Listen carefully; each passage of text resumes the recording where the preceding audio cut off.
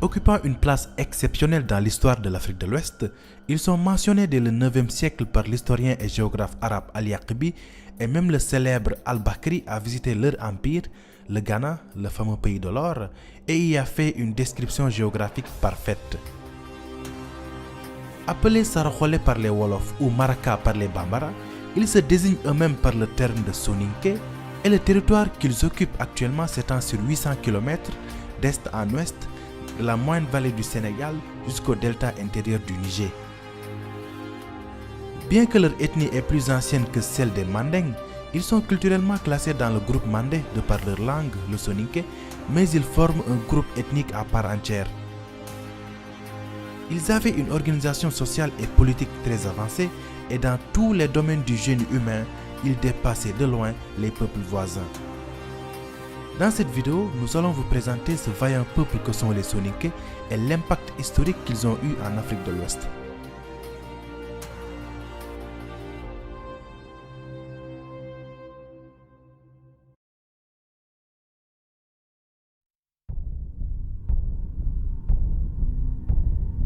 L'historien Abdoulaye Bathily évoque une origine saharienne des Soninké qui auraient migré vers le Sahel au fur et à mesure de l'achèvement du climat au 3e millénaire avant Jésus-Christ.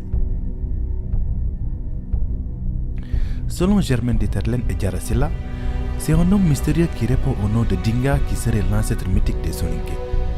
Il était appelé Karé, c'est-à-dire ancien patriarche, et serait né en Égypte à Sona, nom que les Soninké avaient donné à Aswan. En Égypte, le Karé appartiendrait à la noblesse et était l'un des lieutenants du pharaon. Ainsi, selon cette thèse, les Soninké seraient originaires de la Haute-Égypte, dans la région de Sona, et selon la tradition orale Soninké rapportée par plusieurs Guesséré, autrement dit griots Soninké, leur nom même signifierait un habitant de Sona. C'est pour cette raison qu'ils sont aussi appelés Aswaniques, c'est-à-dire habitants d'Aswan. Après plusieurs années de service dans l'armée égyptienne, il décida de quitter l'Égypte après l'invasion de ce territoire par les Perses. Il arriva en Afrique de l'Ouest, dans la région où se trouvent aujourd'hui le Mali, la Mauritanie et le Sénégal, et trouva sur place une nation d'agriculteurs, les Karo, qu'il réussit, lui et sa suite, à dominer. Les troupes de Dinka étaient d'excellents cavaliers, et ils étaient armés de lances, d'épées, de boucliers et d'armures de fer. C'est dans ce cadre que ces Soninké créèrent le royaume de Ouagadougou vers le 3e siècle avant Jésus-Christ. Igo Khassé Dinga est l'ancêtre des Soninké portant les patronymes de Ouagué, Diaby, Gassama, Doucouré, Sissé, Silla, Tandjan, Sohona, Touré, Djane, Berete, Saho, Sissoko, Bakayoko, Baradji et des patronymes qui en sont dérivés.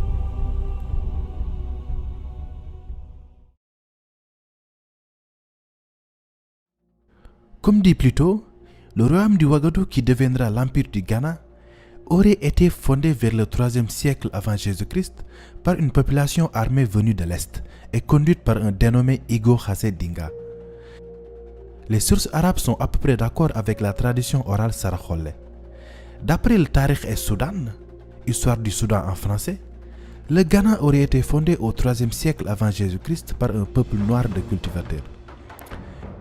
Une autre source, probablement occidentale, parle de la création du royaume par des Berbères venus du nord, fuyant l'invasion romaine.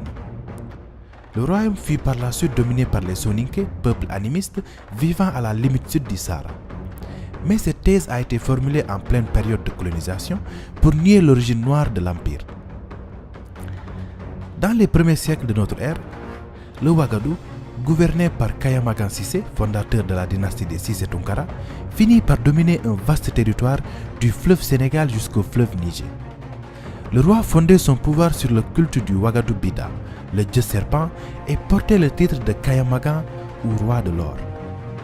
Il n'y avait pas de problème de succession, car la tradition plaçait automatiquement sur le trône le fils aîné de la sœur du roi. Donc, comme les Sérères, les Soninké aussi avaient une société matrilinéaire. En 1734, les premiers arabo-berbères pénètrent au Ghana. L'occupation du Maghreb par les Arabes favorisait le trafic de l'or et des esclaves entre le Ghana et Sidi Massa, provoquant son ouverture et le développement du commerce transsaharien.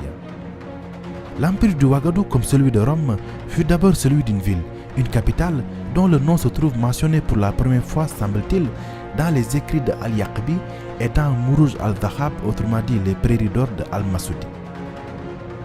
Il fut visité dans la seconde moitié du Xe siècle par le célèbre géographe arabe Ibn Hawqal et même Al-Bakri, donnant au siècle suivant une description assez détaillée de l'empire.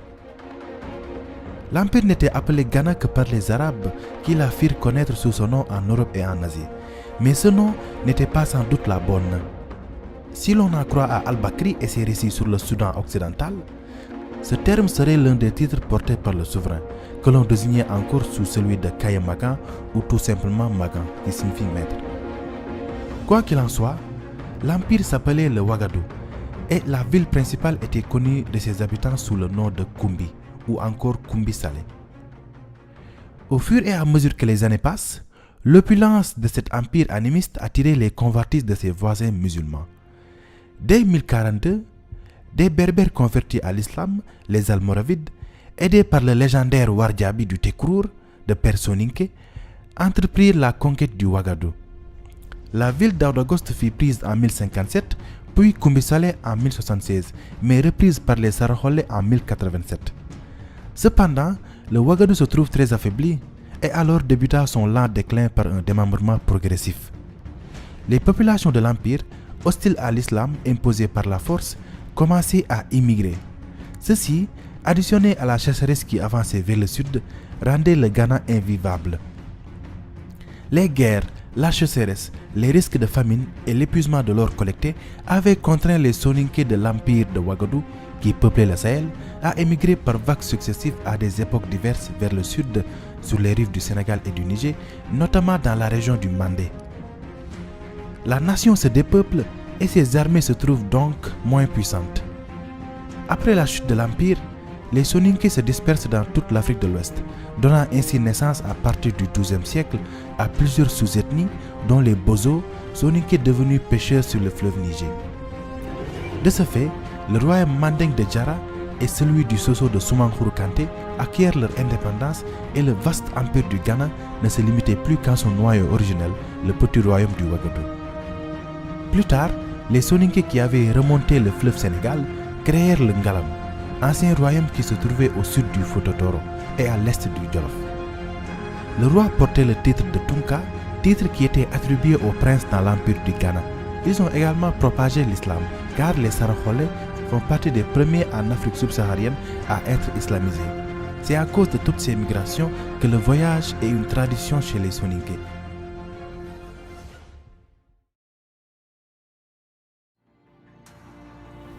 L'organisation sociale des Soninké est très hiérarchisée. Elle comprend 3 niveaux. En premier, on a les nobles, hommes libres appelés Oro, auxquels appartiennent les Tunkalemou, princes prétendants à la couronne, les Mangou, courtisans guerriers ou confidents des Tunkalimou, et les Modilemou, imams, marabouts ou guides religieux. Ensuite, on avait les hommes de caste ou Nyahamala, auxquels appartiennent les forgerons, les travailleurs du bois, les griots ou les cordonniers. Et à la fin, on a les captifs ou Komo.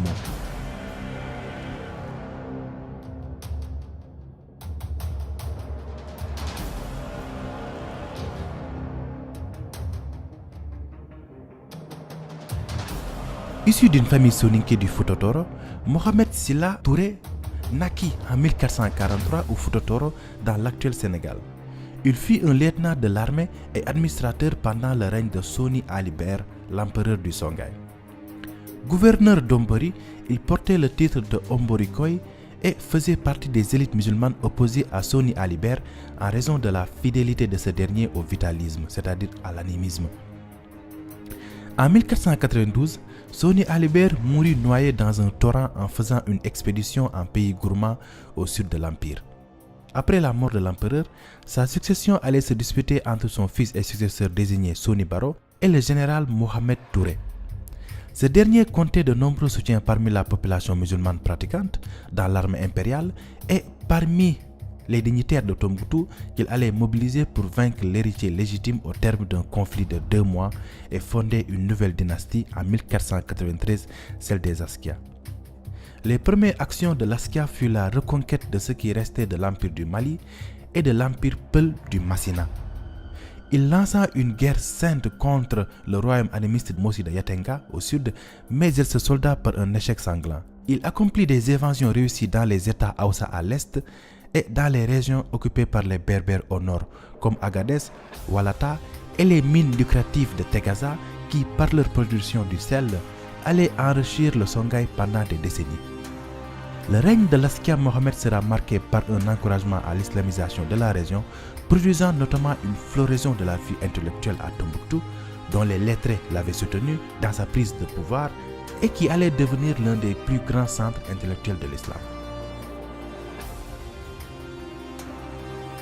Devenu aveugle, il cède le pouvoir à son fils Moussa en 1529 et meurt en 1538 après avoir eu quelques 100 enfants de femmes de toute origine.